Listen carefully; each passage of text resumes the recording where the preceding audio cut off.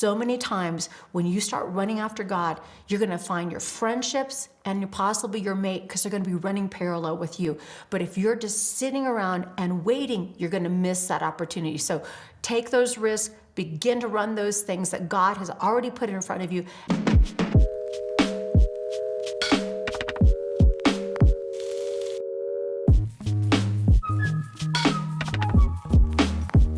Prop. This is a prop. I can't even take a sip out of my empty teacup. This is just to keep me online.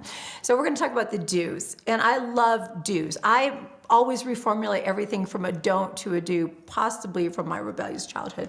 But don't, I'm going to say this first, make marriage an idol. An idol is what you give your strength to and draw your strength from. If you're single and you're thinking, one day when I'm married, I'll be strong, one day, and you're focusing everything on that, then you're going to be giving your attention to the wrong thing. You want to worship God. God alone is the one who deserves your time and your energy, whether you're single or married. There's married people that make marriage an idol too, and that's just not something you can do. So you don't want to do that. So because you don't want to do that, here's some things you do want to do. If you are single, you have a chance to get your life in order.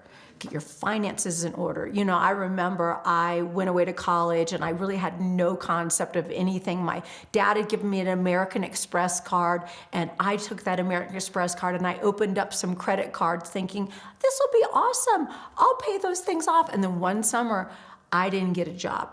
And I had to go to my dad because I had to pay off my credit cards. And I said, Dad, I've done everything I can. I've given blood and I still don't have enough money to pay off my credit card. And he was like, Lisa, you're young and you're single. Get your life in order. Get your finances in order. You don't want to start out with debt. So some of you might have college debt. Some of you might have some other things going on. Go ahead, get your finances in order and figure out how you want to do finances, because finances is a huge part of your stewardship. You want to be able to give to certain things. You want to be able to enjoy your money, and you want to be able to be a good steward with your money so you know what your budget is. So when you're single, you can get that ordered in your life. Another thing is you can purge. Now, my husband does a purge like once a year, and it's terrifying. He usually does it when I am gone. He recently threw out a watercolor painting that I have for my maid of honor because he didn't know what it was. But if you are single, you can purge everything that's not of value.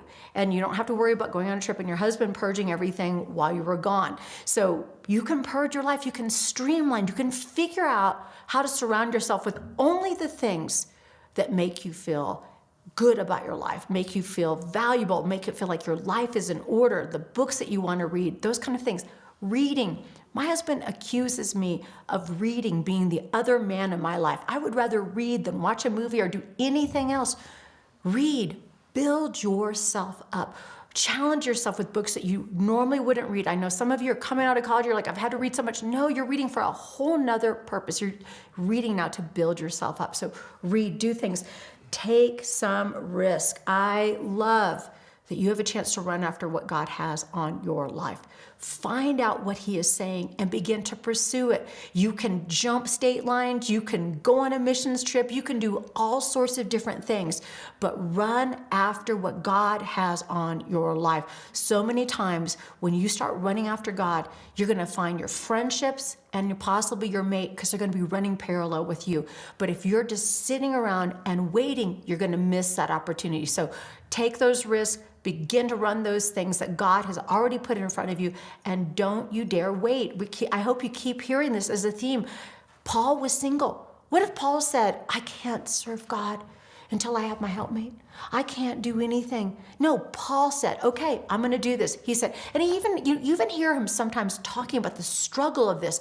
Do I not deserve a believing spouse? Do I not deserve this? But he said, I'm going to take this season that I have, and I'm going to accomplish more. I'm going to take what is in my life and I'm going to multiply it, because I don't have to share my season and my time with other people. Jesus was single. I'm just saying, most of the disciples, single.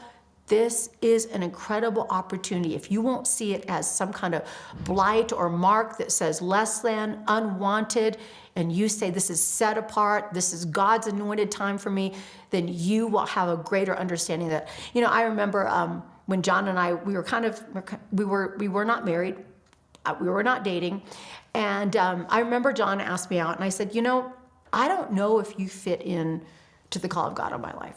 And he said that was one of his favorite things that I ever did, because he was like, wait a minute, this girl is going forward with God, whether I'm involved in her life or not. And at the end of the day, that's what you should do regardless. You need to pray big prayers. Big prayers. And one of the biggest, and I'm going to say scary prayers I had to pray when I was single was like, God, I'm going to love you and I'm going to serve you all of my life, whether I stay single for the rest of my life or whether I'm married. You alone know what is best for me. I'm going to surrender this to you. And I know that's a hard thing to do, but I surrendered it when I said, okay, I'm going to give you this care. Because we'd go out as girlfriends and all everybody talked about is, I want to get married so bad. I want to get married so bad. And I was like, I want to get with God so bad. All of my life had been defined by whose daughter I was or who I was dating. I had a moment in my life to lean into the things of God. You have this same moment. I don't want to see you squander it thinking about one day when God is saying, this day, if you hear my voice, don't harden your heart. Don't postpone your season. Believe that I'm speaking to you now and say, God, I love you regardless. I'm just going to surrender, whether I'm single for the rest of my life. So you can be honest with him and say, I don't like that option, but you alone are the one who meets all of my needs, because you already know marriage is wonderful, but it is not your God. It is not the one that can meet all of your needs. And so it's a catalyst for remaking you.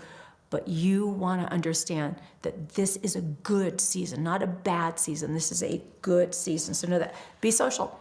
Do the things that you can do. Go out with your girlfriends. But don't go out to ladies' night. You're not going to meet guys on ladies' night. So make sure you go out there.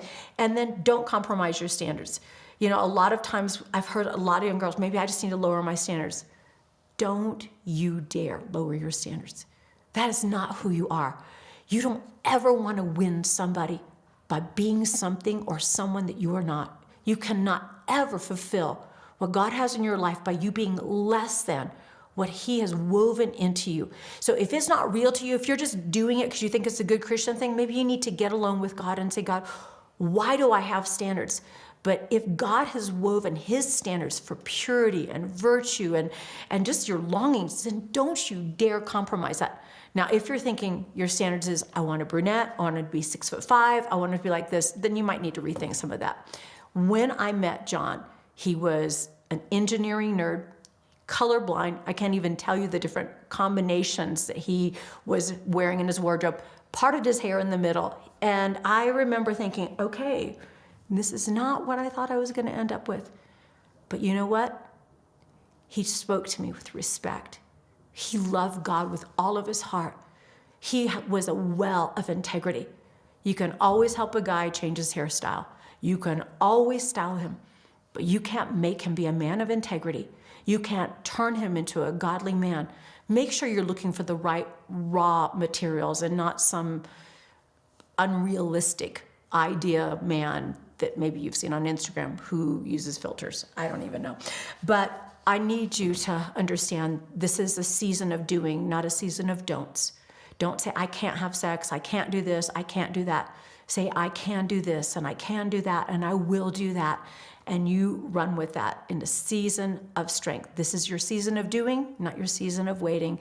And thank you. We are going to do a Q&A with my son, Alec, in the next video. I hope you join us.